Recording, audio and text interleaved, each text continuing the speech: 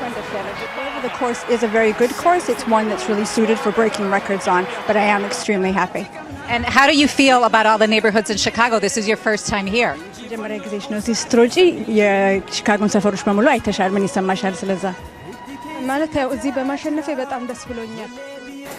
was good to discover these young athletes, especially Alma Zayana, who ran in her first championships and took a bronze medal. She's someone who in the future will replace Turunesh and myself.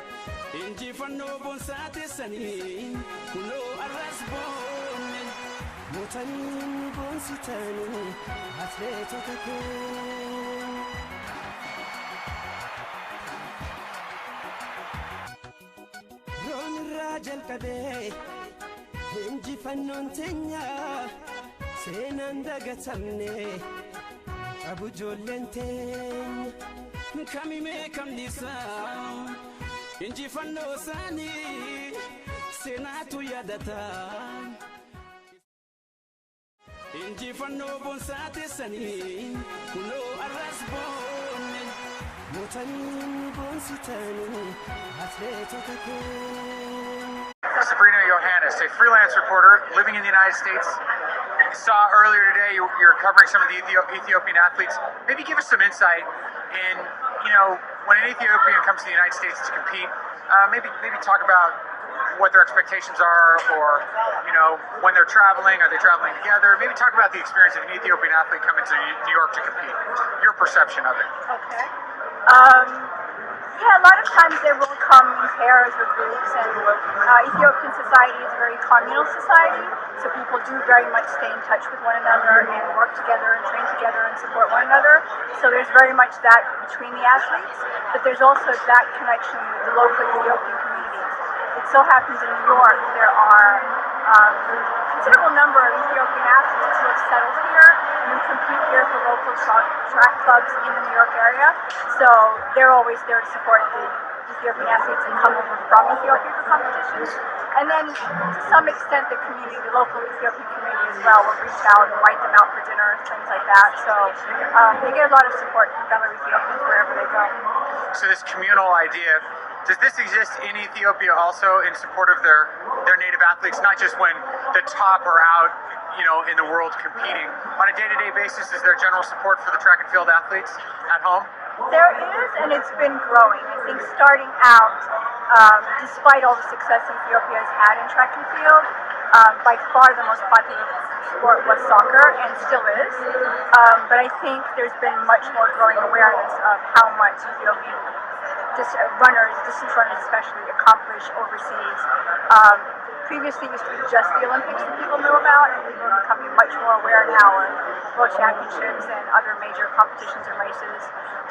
So yeah, there's a great deal of support, and people do support them, but there's also just as many budding and aspiring runners in the cities and in the towns who are trying to make it. So everywhere you go, you will see people in tracksuits or shorts or whatever running and training. Where do you think that's coming from? Is that coming from Kenya? Is that influence coming, or is it just coming from the success that's grown from the Ethiopian soil? I would beg to differ and say almost the other way around, that actually a lot of the East African running tradition begins with, on a major level, an event. Ababa Bikila, who was the Rome Olympic marathon champion, who won again in Tokyo. So that a lot of the Ethiopian distance running follows from that, and then Kenyan distance running will have their own for runners like Kano and others follow from there. So no, it's not influenced by Kenya. Okay, maybe it's the other way around. To a certain extent it is, but for sure there was a big gap in the 1980s primarily, where prior to that, like Ethiopia's most noteworthy participation in track and field was at the Olympics. And when Ethiopia boycotted a couple of the Olympic Games during the time of the socialist military government that was in Ethiopia, that kind of created a real gap in the continuity of Ethiopian athletics, which got picked up again in '92 at the Barcelona Olympics, where Deraja Tulu won gold, and then from there Atlanta and Sydney and so on. So it's been building back up. So there was that interruption in Ethiopia that might not have been the same in Kenya. So So somebody like me in my 30s, that might explain why it seemed like throughout the 80s it was Kenya and then Ethiopia seemed to catch up, but it was more of a rebound than a catching up. Okay. Not only that, it's also that Ethiopian focus was primarily on the Olympics and then on a secondary level World Championships, whereas Kenyans have been running in commercial meets and commercial road races in very large numbers, throughout that whole time. And then still to this day, there's no comparison between the depth in Kenya, the number of runners who are competing internationally is still much greater than that in Ethiopia. So if you go to some small town in the US, chances are whatever little 10K they have, they've seen Kenyan runners there. They may or may not have seen Ethiopian runners. So that also adds to that perception of Kenya as a distance running nation. But I think now both are, and both are great rivals and great friends. So in the United States, when top athletes in basketball, baseball, football walk down the street, they're recognized. So the same exists for Ethiopian distance runners, and maybe talk about the perception of the public towards the top athletes. Are they heroes? Are they regular people? Speak to that a little bit. The top athletes are very much recognized. They are loved. They are adored. Some of them are revered, like Haile Selassie. I mean, people can't stop speaking highly enough of him. So yeah, they have. People really admire them and love them. I think there's less of a sense of fame to the point where it becomes like a security issue. Like here, for example, I don't know how easily Derek Jeter could walk out of Yankee Stadium and walk down the street in New York. So there isn't that sense. I think perhaps the culture is sort of very respectful, maybe. I'm not quite sure where it comes from, but there isn't a sense that people will get threatened or mobbed to the point where they just can't live. But of course, they will get approached, people, greeting them, wanting to take pictures, autographs. There may be that sort of thing to anyone, and maybe perhaps more to them, but not to the point where they just can't move around. Last question. Are top Ethiopian athletes criticized and critiqued the way that American athletes are, the top people? They are. And again, that's something that's kind of grown over time. Like the media in general has expanded in Ethiopia, and there's a lot of competing papers and stuff like that. Yeah, they are criticized, sometimes fairly, sometimes unfairly. I think. Like, do they call for Hale's retirement, for example? Believe it or not, yes, there are people who kind of say, why doesn't he just retire gracefully and stop running? But there are just as many people who recognize that he's still performing so phenomenally and still doing dramatic things and breaking records that they do support him. And also Ethiopians who follow track are actually very demanding in terms of wanting nothing less than gold. So in that sense, there's an enormous pressure, but by the same token, there's just as much appreciation. When they do bring home gold, people flock to the streets and to greet them, and parades, spontaneously break out and stuff like that. So it's both a lot of pressure, but a tremendous amount of appreciation and recognition that I think motivates all of the athletes.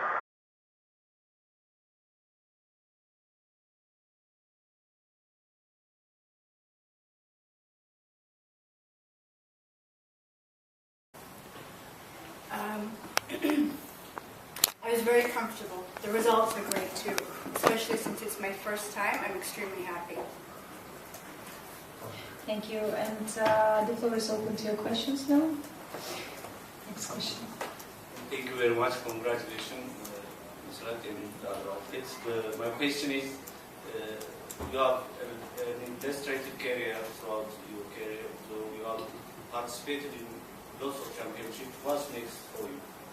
And the next one is, as representative of Ethiopian athletes, how could you summarize Ethiopian participating in this championship? The results or what happened during this week?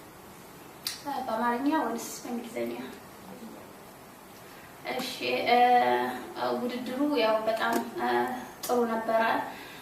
በተለይ የሚያስደስተው ነገር ሁለት ወጣት አትሌቶች ኢትዮጵያ በጣም በጥሩ ሁኔታ ኢትዮጵያን ወደፊት የሚያስጠሯት ሁለት አትሌቶች አግኝተናል።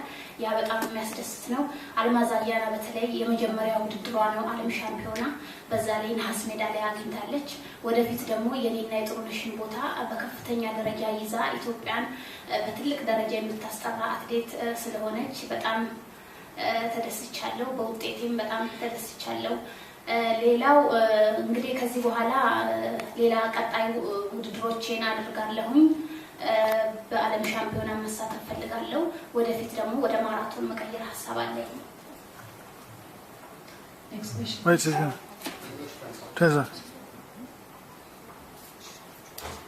The competition was very good.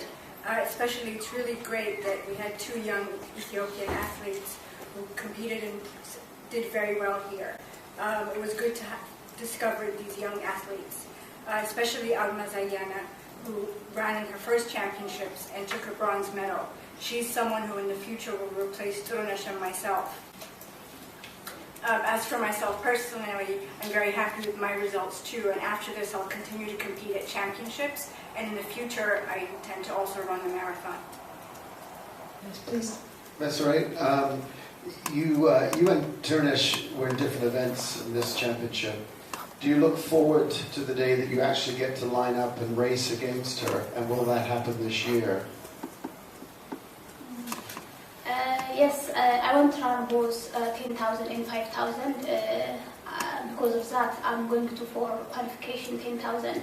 After that, we're going to back home. I will train for both races, but the federation decided to run each event. And Dibaba and me also we decided to run each event to give opportunity for young athletes. And we did it. The young athletes, they get opportunity. They run very well. And I'm so happy for this.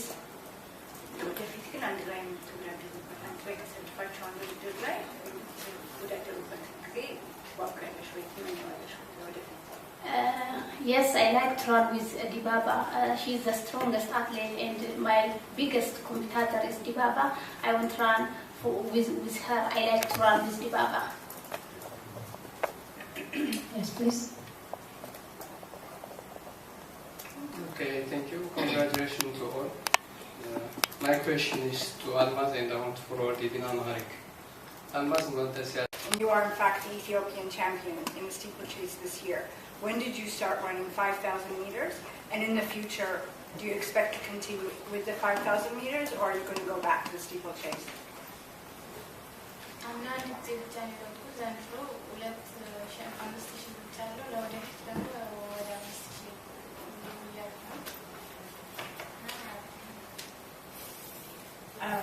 Last year I ran one race only, and this year I've run some 5,000s. In the future I'm leaning towards running the 5,000. I'm really enjoying it.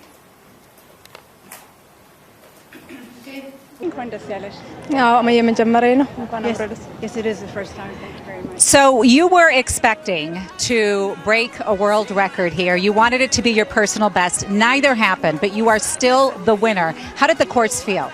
የዓለም ረከዱን ለመስበር ፈልገሽ ነበር፣ የራስሽንም ሰዓት ለማሻሻል ፈልገሽ ነበር። ሁለቱም አልተሳካም። ለማንኛውም ግን አሸናፊ ነሽ። ምን ይሰማሻል? ማለት ይሄ ውድድር ያው ያለ ፔስ ሜከር ነው የሮጥኩት። ብቻዬን ነው 42ቱንም የጨረስኩት እንደመራው። ያው ሪከርድ ለመስበር ደግሞ ፔስ ሜከር ያስፈልጋል። ትንሽም ንፋስ አለ። ግን ኮርሱ ያው በጣም ሪከርድ የሚሰበርበትና ፋስት የሆነ ቦታ ነው። በጣም ደስ ብሎኛል በማሸነፌ። Yes, I ran without a pacemaker. The entire 42 kilometers, pretty much, I was leading. In order to break a world record, it's generally helpful to have pacemakers. There was also a little bit of wind. However, the course is a very good course. It's one that's really suited for breaking records on, but I am extremely happy. And how do you feel about all the neighborhoods in Chicago? This is your first time here. መጀመሪያ ጊዜሽ ነው እዚህ ስትሮጪ። የቺካጎን ሰፈሮች በሙሉ አይተሻል። ምን ይሰማሻል ስለዛ? ማለት ያው እዚህ በማሸነፌ በጣም ደስ ብሎኛል። ብዙ ደጋፊዎች አሉ ሞራል ሲሰጡን ነበርና ይሄ ውድድር ደግሞ ለኔ ትልቅ ነገር ነው ለማሸነፍ። የሶስተኛ ጊዜ ነው ማራቶን። ይሄ ውድድር ለማሸነፍ ብዬ ዓለም ዋንጫ ሽልማቱ እንኳን ሲሰጥ ሄጄ አልወሰድኩም። ለዚህ ዝግጅት ጥሩ ዝግጅት ሳረግ ነበርና ያው ማሸነፌ ደስ ብሎኛል።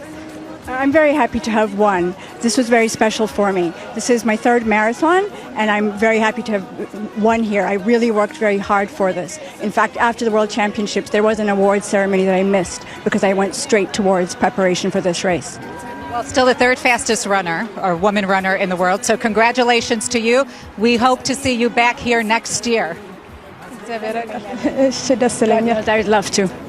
All right. Thank you very much. Back to you guys. Motani